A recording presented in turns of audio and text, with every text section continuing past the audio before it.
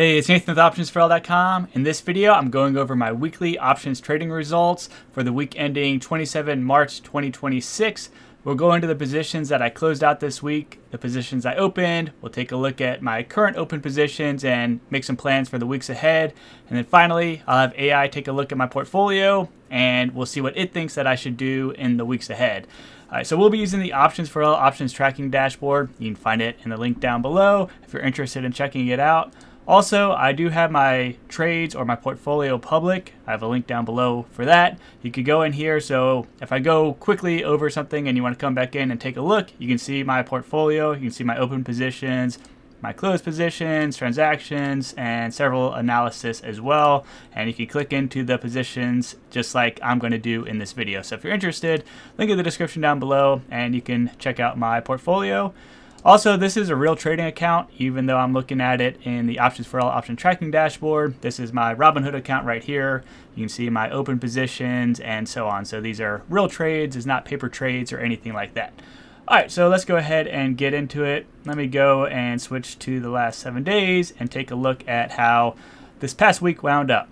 All right, so I realized a total profit of $2,947.48, so a decent week in options trading even though the market went down. I have 0 open positions carried over from this week, 100% win rate with 3 wins, 0 losses. There's my cash bounce. Made some mistakes in the past and that's where I'm sitting at on margin. If you're interested in that, there's links in or videos on my channel you can check out what not to do.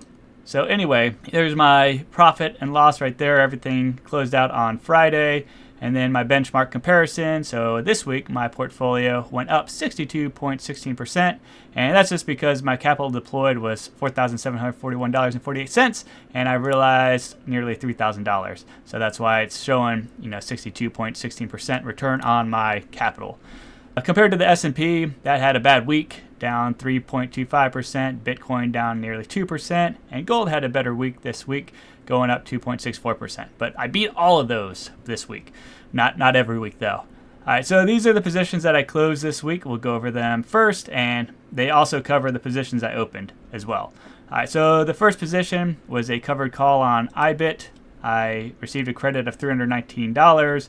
You can see that I got a 100% return on this because I let it expire. It was for 10 contracts, strike at 41.50, expired on Friday, 32 cents, and yeah, it just expired worthless. And that was a simple one right there. The next one was a covered call on MSTR. So I have a leaps position on MSTR, and this is a poor man covered call that I've been selling against my MSTR position. And same concept. So I sold a covered call on Monday, and my total credit was $131.96 for a 100% return. My strike was 145. I only have one contract because I only have one leaps option on that position. And you can see my profit right there, and it expired worthless. All right, so simple enough. And those are the 2 positions that I also opened this week. So you can see I opened it on Monday, the 23rd, and then they expired worthless on Friday. So that was a good, $450-ish that I brought in on those 2 trades.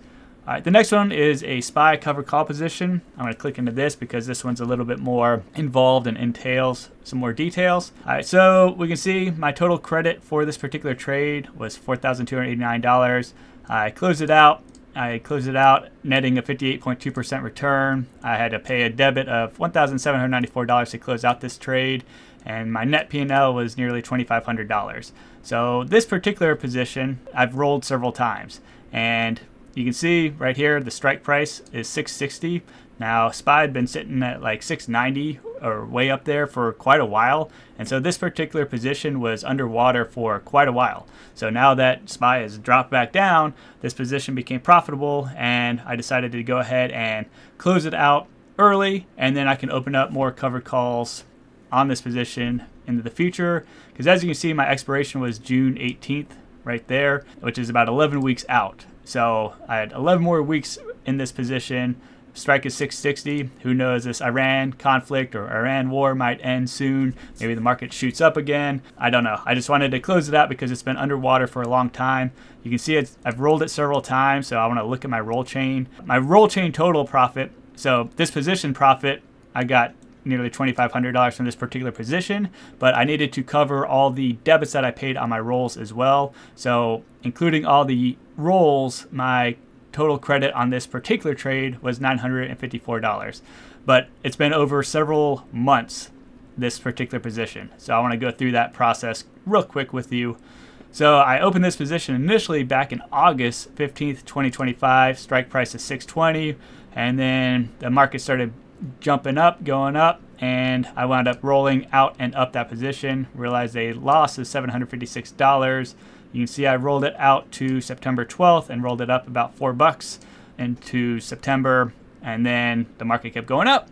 And so I rolled it out and up even further. I rolled it from September 12th all the way to June 18th, and strike price is 660. So much higher strike price, and I wanted to get a credit to cover my two debits that I had to pay on my previous rolls.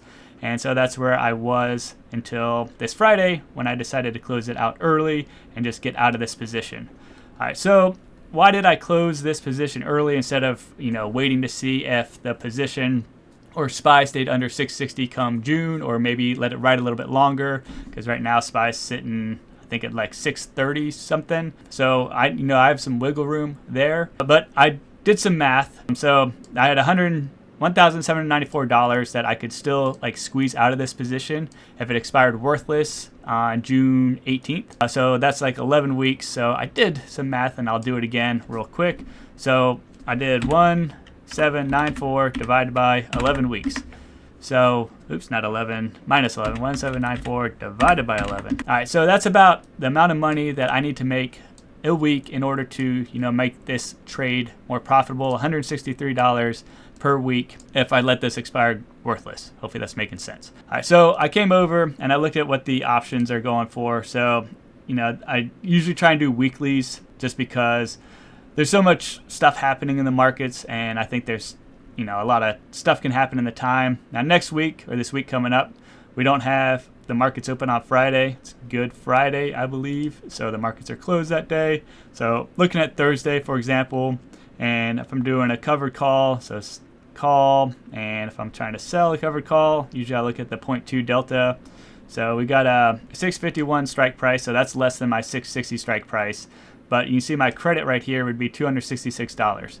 So I can get $266 for this weekly trade, assuming SPY stays under 651. So then I can generate more than the 163 than if I left my current position where it was. So that's part of the reason. Additionally, over time, if I need to roll out and up, I'm starting from 651 instead of 620 like my previous position. So I basically raised up that bottom limit on these positions. So that's why I decided to close it out early and start doing new covered calls against my SPY position versus just leave it open, because I think I can generate more in these next 11 weeks than just letting it sit there and hoping that the market stays under 660. All right, so that's that position. Hopefully that provide some insight and details into what I was thinking and why I closed out the particular position. Again, I've had it open for a long time. I opened it back in September of 2025. So it's been nearly 6 months, I think. Quick math, 6-month position. So I did not make a lot of money in 6 months, but anyway, that's that position that I closed out. All right, so this week coming up, I do plan to open up another IBIT covered call position, probably do 10 contracts again. I'll do another MSTR poor man covered call, and then a SPY covered call position. I'm not going to do any put credit spreads. I've been doing put credit spreads or iron condors in the past, but I think the market's too volatile, and I think it can go down more. So I'm just not doing anything where I want the market, or where I don't want the market to be bearish. So I think the market's kind of bearish right now, and I'm not doing anything. And so let me come over to my open positions, and we'll go through these real quick. So these are all my current open positions. I have an IBIT long put and a cash secured put right here. I've gone over this position in a bunch of different videos. Basically, this is why my margin is overextended at this point in time, because I had other cash secured puts against IBIT, and I got called on them, and they've been bad. So you can see my strike price is $54. Current price of IBIT is $37.40. expiration 15 May, which is 47 days in the future. So not a lot of time for IBIT to bounce up. I bought this long put to kind of offset my cash secured put because I didn't have any sort of defense against it when the market was crashing. And so it's kind of like a put credit spread, although I did not get a credit. It's like a put debit spread. So it's just a bad position. I was trying to put some safety net in here. And yeah, you can see I've rolled it several times. That's underwater. Bad stuff here. Lessons learned. Again, there's a video in my channel called like don't do this or rolling to death or something like that. Check that out if you want to learn more about these positions and how I really messed up, and hopefully you don't do something similar. But basically, I'm letting this ride until I get assigned. That's my current objective, until I get assigned. And then I just have a bunch of leaps positions. So I got IBIT leaps and my MSTR leaps position right here. And hopefully stuff bounces here at some point within the next 293 days. So these turn profitable. So those are my open positions. Now, real quick, I do want to do some analysis. So I'm going to come in here and I'm just going to click on here. So we have this tool right here. I'm going to click the little chart icon and I agree. You can go to chart.optionsforl.com. It's a free tool and you can use it without signing up or anything like that. And what you do is you select your target date. So since I selected that little chart icon, it automatically filled it in for me. So there's my target date, my ticker symbol. You click generate, it generates a chart with all the indicators on it. So you can see we got the candlesticks, we got some EMAs, we got the Bollinger Bands, we got volume, RSI, MACD, and so on. And so it generates this chart for us in the appropriate time frame.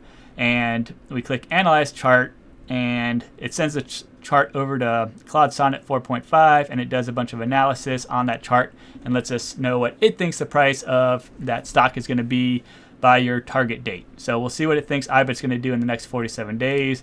Again, I need it to go past $54. I don't think it's going to do that, but anyway, while that analysis is running, I'm going to go ahead and click on this icon right here, which brings me over to Option Strat, and I can take a look at my position here. This is a nice chart. If you're not familiar with it, it kind of gives you like what happens if the price goes up or down on what dates. So we can see my position way down here in the red, lots of red. But basically, I'm at like max loss as it is right here. There's like not much more I could lose. So there's not much point, in my opinion, on closing it out. I'm just going to wait till I'm assigned. But because there could be hope that, the price jumps up and I could, get out of this ugly position. So if the price, moves up to $51, for example, you can see that, on April 16th, if it's $51 on April 16th, so in like 2 weeks, my position would be profitable at that point in time. So that'd be great. It's just a nice way or a nice visual, and can help you see, where you'd get max profit by what day and so on. And I do recommend checking it out. If you're not familiar with Option Strat, they got lots of other really nice tools and things like that. So it's a good site. All right, let's come look at the analysis here. And so in the next 47 days, AI thinks the price of IBIT is going to drop by 3.21% down to 36.20. So that's not very good for my cash secured put. It gives us the technical indicators on why it thinks that, so it breaks them down, talks about trend analysis, chart patterns, potential scenarios, and overall bias, and so on. So it gives us the reasons why it thinks it's going to do the prediction that it gives us. So that's not something that I want to see, but anyway, it is what it is. I'm learning lessons on defensive strategies and things like that. So that's my open positions and the positions I close. Now let's go ahead and have AI run some analysis on my open positions. Let us tell it what it thinks I should do with my portfolio. So I'm going to go ahead and generate my report real quick. And it's going to analyze my 9 open positions with my live pricing data. The Greek's exposure and historical performance typically takes 30 to 90 seconds, so I'll see you then. Alrighty, the AI has finished conducting its analysis, and this is what it thinks. So my immediate action items is my critical cash secured put on IBIT, my IBIT $54 put, and immediate action required, close this position today. You're paying only $70 total in time value. It breaks it out for me. Do not continue rolling. Yep, I agree with that. And it says this is a textbook throwing good money after bad situation. Decision point, accept the loss now versus risk assignment and type 54K in underwater shares. So that's what it's logic here. Now, when I do get assigned, I'll go ahead and liquidate those shares right away and realize those losses. That's kind of my plan right there. All right, so, and then the next thing is urgent, my long put, which again is the offset of my cash secured put right here, and it wants me to close that position now, recover my 1880 and stop the bleeding. So these kind of go hand in hand. Yeah, so there's things I need to pay attention to better. Things to watch: IBIT price levels and MSTR price level, some calendar events, and I don't have a lot of open positions right now, so this analysis isn't as like alarming as sometimes when I've run it. And my position by position breakdown, it does like my leaps covered calls, and it says to keep those. And it also says that I could go ahead and consolidate some of them as well. So that's kind of neat. I should read more into that, what it's recommending. It says to hold on to my MSTR, leaves position, goes over the portfolio risk summary and breaks that down, data decay analysis, my priority action list, top 3 actions for the week, my strategic summary, and so on. So it breaks down all this information for me. I'll go ahead and read through it. But, you know, it basically said what I expected it to say, which is to close out my cash secured put position and get rid of that and leave my leaves positions open and hold on to those. So that's what I was thinking. But it's always nice to have, like, you know, a second set of eyes check over your portfolio, especially when you're learning what you're doing. Like, I'm learning what I'm doing still, and, you know, this cash secured put position that I've been in, it's been warning me about for months. So if I would have listened to it, you know, months ago, I would not be in as bad of a situation as I currently am. So, you know, maybe AI knows more than I do and I should listen better. Anyway, that's it for this video. Hopefully you found it interesting, and hopefully you've had a good week and a good week ahead. All right, bye.